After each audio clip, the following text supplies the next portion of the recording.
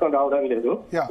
మీరు లైన్ లో ఉండండి సార్. మనతో పాటు వి ప్రకాష్ గారు జాయిన్ అయ్యారు చర్చలో, విశ్లేషకులు ప్లస్ ఆయన water expert. Sir, judicial committee మనతో పాటు చంద్రకుమార్ గారు,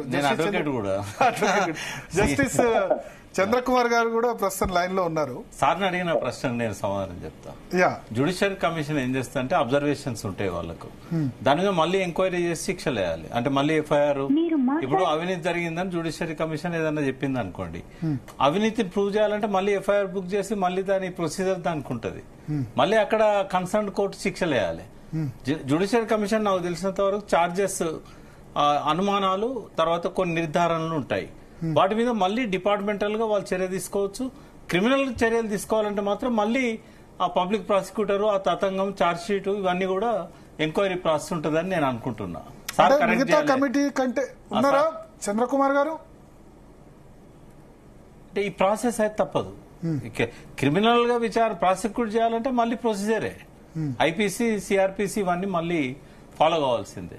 కమిషన్ ఓన్లీ నిర్ధారణ చేస్తుంది. అంటే ఇప్పుడు మిగతా కమిషన్లకు జ్యుడిషియల్ కమిషన్ కు తేడా ఏంటి ప్రకాష్ గారు? అంటే ఎంక్వైరీ కమిషన్ వేరు, జ్యుడిషియరీ కమిషన్ వేరు.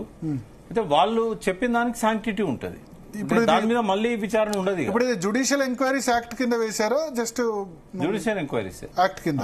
సో దీనికి శాంక్టిటీ ఉంటది కానీ డైరెక్ట్ శిక్షలు వేయలేదు కదా. మళ్ళీ దాని మీద ఎఫ్ఐఆర్ ఇవన్నీ నడపాల్సింది. అవినీతి, పర్టికులర్ గా అవినీతి సంబంధించిన అయితే ఇరెగ్యులారిటీస్ మీద వేసారు, ఇది అవినీతి మీద వేయలే. పీసీ ఘోష్ కమిటీ కమిషన్ వేసింది, it's not on corruption, it's only irregularities.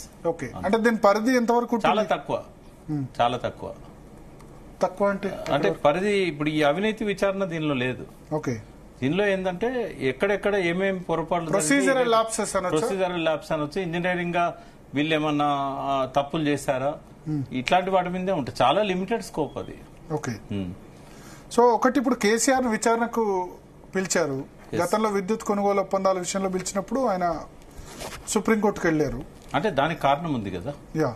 Justice Narasimha Reddy గారు అంటే మాకు అందరికి గౌరవమే, తెలంగాణ బిడ్డ. బట్ ఆయన చిట్ చాట్ లో కొన్ని మాటలు వదిలేశారు.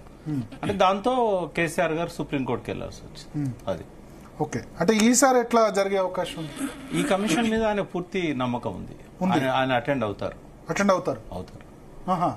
మీరు అంటే నేను మాట్లాడాను ఇంత ముందు, అంటే ఇప్పుడు కాదు, చాలా కాలం క్రితం నేను పోయినప్పుడే మీరు కూడా పోవాల్సి వస్తుందేమో అంటే, కాలు వస్తే పోతాం, తప్పేమున్నది అని అన్నాడు.